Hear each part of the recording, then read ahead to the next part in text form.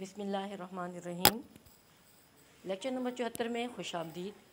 आज हम नज़म कौवे का तहरीरी व मशक़ी काम करेंगे। उम्मीद है आप लोगों ने अपनी कापियाँ तहरीरी काम के लिए रेडी रखी होंगी। तो आइए चलते हैं अपने तहरीरी और मशक़ी काम की तरफ। तहरीरी काम के लिए हम सबसे पहले मशक़ी खाका तैयार करते हैं। मशक़ी खाके में सबसे पहले नज़म का नाम लिखेंगे। नज़म का नाम है कौवे। नज़म कौवे। इसके शायर हैं इस्माइल म्यूटी। शायर इस्माइल म्यूटी। अल्फाज मायनी 5। अल्फाज मायनी 5। सवालात व जवाबात 4। सवालात व जवाबात 4। और किताब की मश्क में जो सवालात दिए गए हैं वो सवालात भी हम करेंगे। और सबसे आखिर में खुशखती में हम इसके चंद अशार 2, 3 या 4 अशार जो है उसकी हम खुशखती करेंगे। यहाँ पर आकर नज़म कौवे का मशक़ी खाका मुकम्मल होता है। अब हम अल्फाज मायनी करेंगे।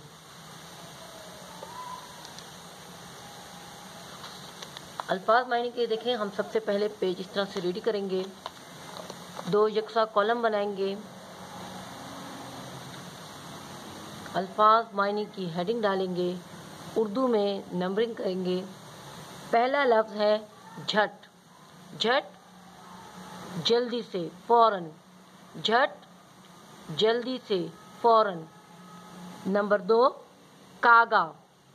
कागा कौवा। कागा कौवा। नंबर 3 चौकन्ना। चौकन्ना होशियार, खबरदार। चौकन्ना होशियार, खबरदार। नंबर 4 ढब। ढब ढंग, तौर। ढब ढंग, तौर। नंबर 5 हिर्स का बंदा। हिर्स का बंदा, हिर्स कहते हैं लालच को। बंदा इंसान, आदमी। हिर्स का बंदा यानी लालच का बंदा, लालची बंदा। ठीक है, हिर्स का बंदा यानी लालची। यहाँ पर आके हमारे अल्फाज मायने मुकम्मल होते हैं। फिनिशिंग लाइन लगाएंगे। अब हम चलते हैं सवालात व जवाबात की तरफ।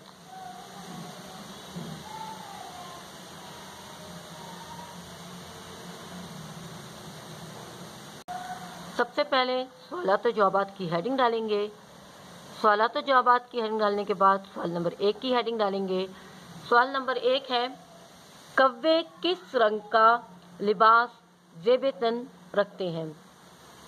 सवाल नंबर 1 कौवे किस रंग का लिबास ज़ेब तन रखते हैं। ज़ेब तन किसी चीज़ को जिस्म पर आरास्ता करना, पहनना। ज़ेब तन करना, किसी चीज़ को जिस्म पर सजाना या पहनना। इसका जवाब की हेडिंग डालेंगे। इसका जवाब है कौवे काले रंग का लिबास ज़ेब तन रखते हैं। कौवे काले रंग का लिबास ज़ेब तन रखते हैं। सवाल नंबर 2 है खाने की चीज़ें हासिल करने के बाद कौवा क्या करता है। सवाल नंबर 2 खाने की चीज़ें हासिल करने के बाद कौवा क्या करता है। जवाब की हेडिंग डालेंगे। इसका जवाब है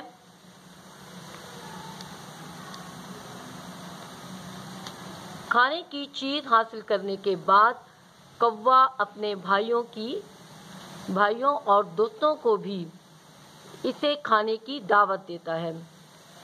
खाने की चीज़ हासिल करने के बाद कौवा अपने भाइयों और दोस्तों को भी इसे खाने की दावत देता है। दूसरा नंबर है नज़म में शायर ने कौवे की इसी मिल बांटकर खाने की आदत की तारीफ की है।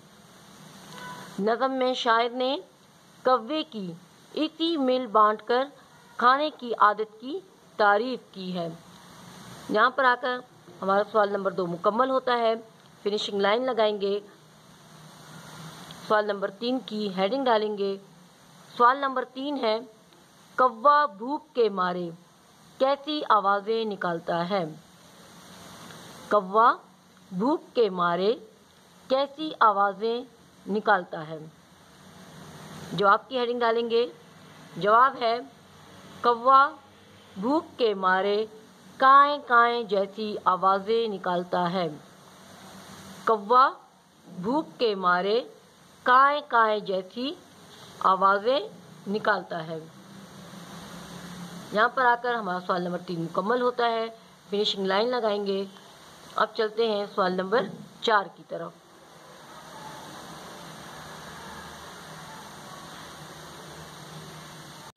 सवाल नंबर 4 है, कौवे हर वक्त किस चीज़ की तलाश में इधर उधर उड़ते हैं। कौवे हर वक्त किस चीज़ की तलाश में इधर उधर उड़ते हैं। जवाब की हेडिंग डालेंगे। पहला पॉइंट है इसका, कौवे हर वक्त खाने की तलाश में इधर उधर उड़ते हैं। कौवे हर वक्त खाने की तलाश में इधर उधर उड़ते हैं। नंबर 2, वो हर तरह की चीज़, चाहे वो पाक हो या गंदी, वो हर तरह की चीज़, चाहे वो पाक हो या गंदी, खाते हैं। वो हर तरह की चीज़, चाहे पाक हो या गंदी, खाते हैं।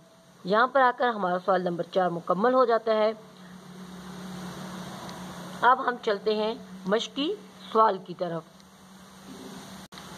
मश्की सवाल देखें, सवालात जवाबात हो गए, अल्फाज मायनी हो गए। अब मश्की सवाल है, इस नज़म से हम आवाज़ अल्फाज चुन कर लिखें। हम आवाज़ यानी वो अल्फाज जिनकी आवाज़ एक जैसी हो, जिसे हम काफ़ी अल्फाज भी कहते हैं, जैसे सिपाही, सयाही। ये आप भी कर सकते हैं। तो अपनी किताबें आप भी सफ़ा नंबर 147 पर खोलें और मेरे साथ साथ इस हम काफ़ी अल्फाज जो हैं उनको ख़तकशी करते जाएं। ये देखें, पहले शेर में है, भाले काले सब ढब। ये हम काफ़ी अल्फाज हैं हर शेर में, ठीक है। सिपाही स्याही, बुरी छुरी, बंदा गंदा, आदत दावत, पाले बुलाले, करता फिरता। यहाँ पे दीवार मार, दीवार मार, निशाना सयाना, निशाना सयाना।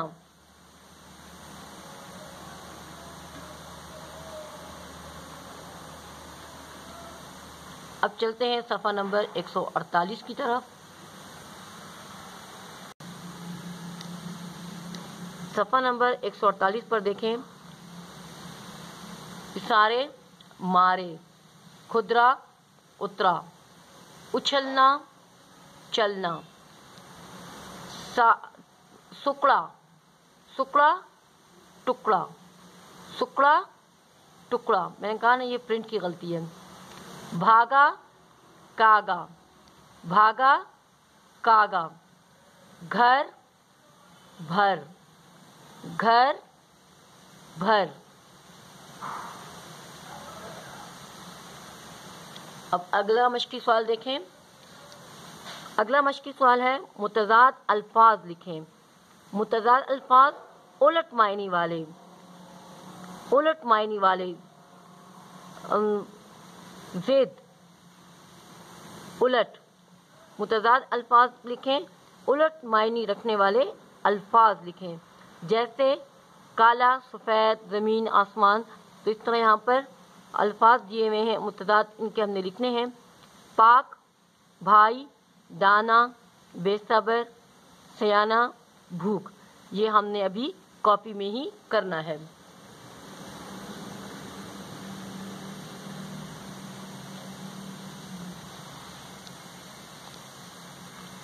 ہم اپنی کاپی اس طرح سے ریڈی کریں گے۔ سب سے پہلے مشقی سوال نمبر 4 کی ہیڈنگ ڈالیں گے، متضاد الفاظ لکھیں، سوال اتاریں گے، اس کے بعد 2 یکساں کالم بنائیں گے، الفاظ متضاد کی ہیڈنگ ڈالیں گے، نمبرنگ اردو میں ہی کریں گے۔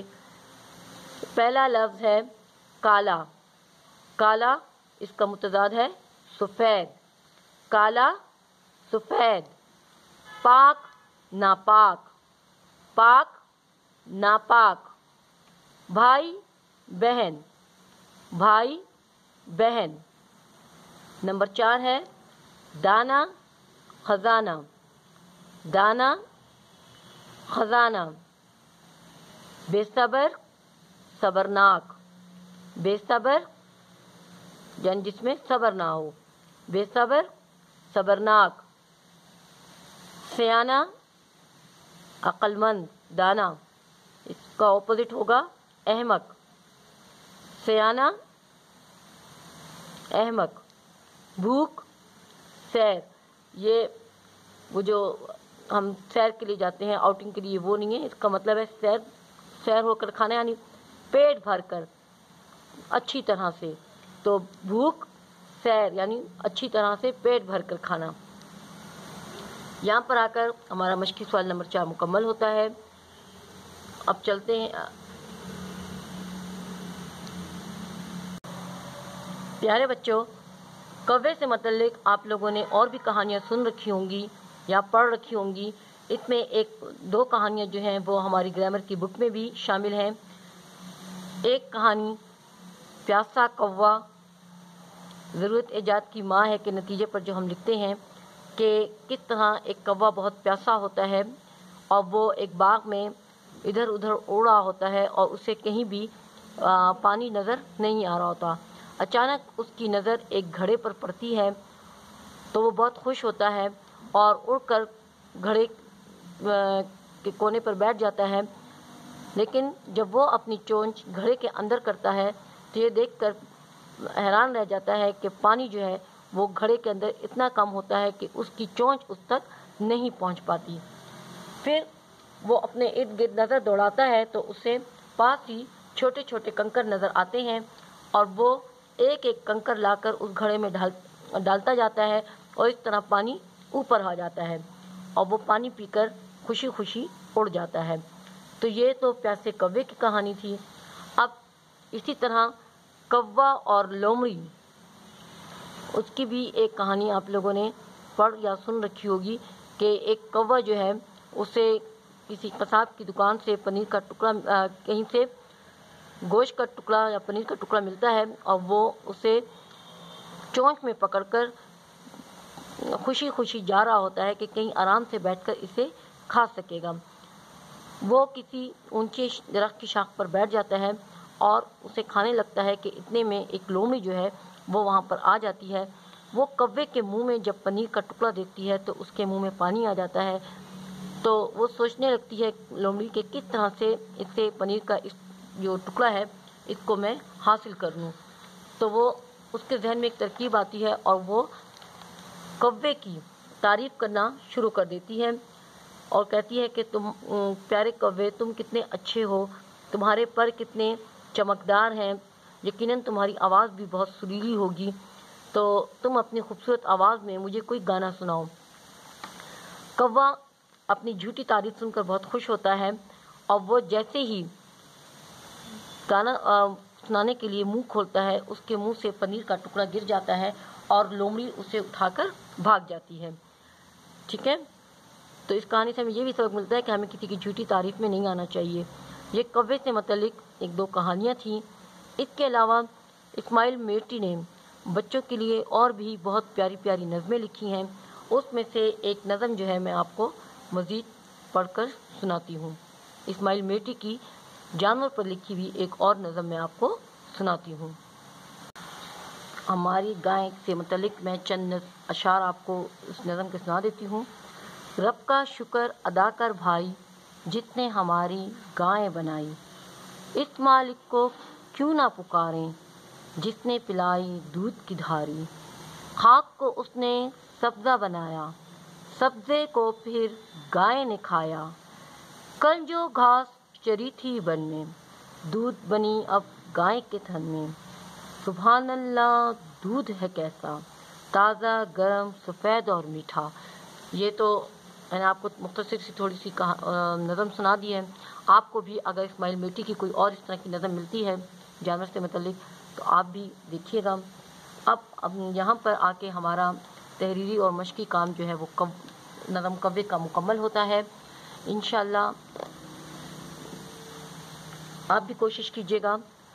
اب اپنا باقاعدہ ہوم ورک جو ہے وہ نوٹ کر لیں، کام نوٹ کر لیں۔ گھر کا کام ہے نظم کوے کے پہلے 3 اشعار کی خوش خطی کریں۔ پہلے 3 اشعار یعنی پہلے شروع کے جو 6 مصرے ہیں، کوے ہیں سب دیکھے بھالے، یہاں سے لے کر ایک سی صورت ایک سیاہی، یہاں تک آپ لوگوں نے 6 مصرے یعنی 3 اشعار کی خوش خطی کرنی ہے۔ انشاءاللہ اگلے لیکچر میں ہم اگلا سبق کریں گے۔ تب تک اپنا بہت خیال رکھیے گا، اپنا ہوم ورک مکمل کر لیجیے گا۔ اجازت دیں، اللہ حافظ۔